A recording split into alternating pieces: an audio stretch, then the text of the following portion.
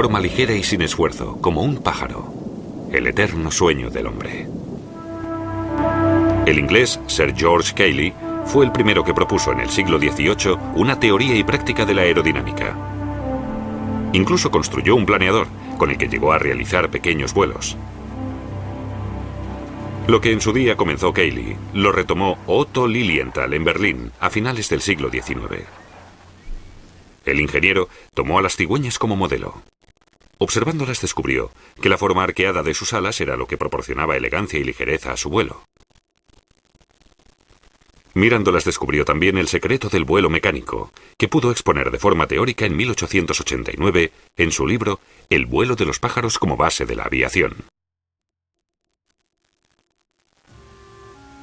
Lilienthal fue el primero en demostrar que el ala debía tener un mayor arqueamiento en la parte superior que en la parte inferior.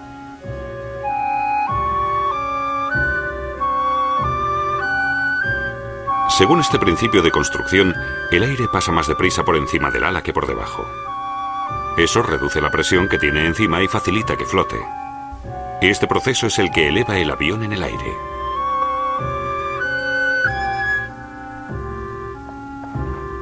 Para probar su planeador, Lilienthal solicitó levantar su propio terraplén en Lichterfelde, Berlín.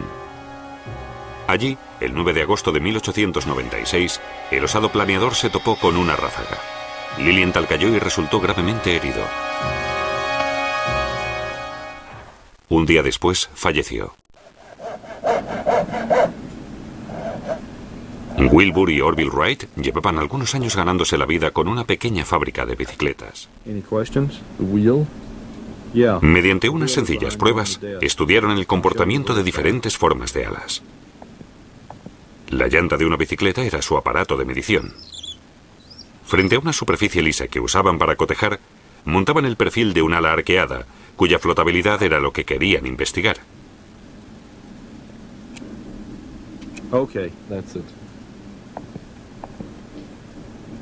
Hasta aquí la teoría.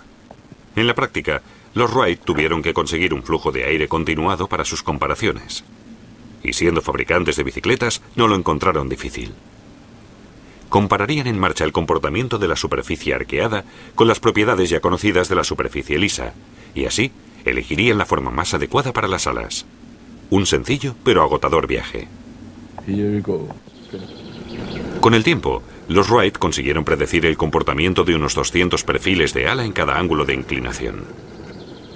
Fueron los primeros en aportar datos demostrados sobre las leyes más importantes de la aerodinámica. En 1908, Orville y Wilbur fueron a Europa a presentar su máquina voladora y dejaron al público atónito y sin aliento. Se propagó entonces por todo el mundo que dos entusiastas de Dayton, Ohio, habían hecho realidad el eterno sueño del hombre: volar. El gran mérito de los Wright fue el de ser los primeros en descubrir cómo controlar un avión en el aire. Sus técnicas a día de hoy siguen sin haberse cambiado. El cabeceo, el movimiento de arriba a abajo en torno al eje, en el Flyer 1 lo controla el timón de profundidad. En los aviones modernos, el timón de profundidad realiza la misma función.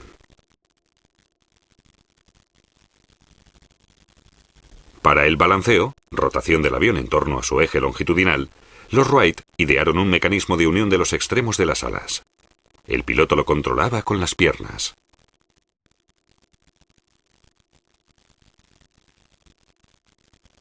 Con el timón de dirección trasero se controla el movimiento de guiñada del avión en torno al eje vertical.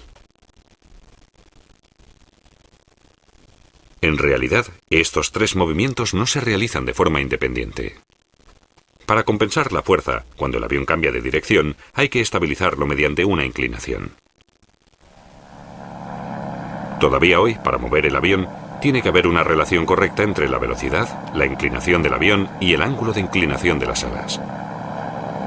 Si no, al bajar la corriente de las alas, el avión caería. Entraría en barrena y solo podría controlarse con una mente fría y mucha habilidad.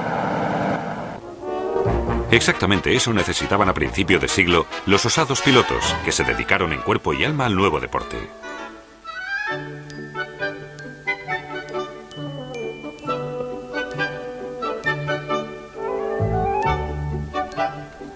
Poco después, los generales descubrieron que los aviones eran algo más que un juguete. La Primera Guerra Mundial requirió la fabricación en serie de aviones que pasaron de ser máquinas de ensueño a ser armas mortales. En el cielo se libraba una batalla de desgaste y en el suelo las bombas causaban destrozos sin precedentes. En el mundo de la posguerra, el avión se convirtió en un medio de transporte. Quien más se benefició de la construcción de vehículos aéreos civiles en todo el mundo fue el servicio de correos. Las cartas llegaban más rápido que nunca a su destino. Y no se tardó en transportar personas. A mediados del siglo XX se inauguró la primera compañía de vuelos de pasajeros.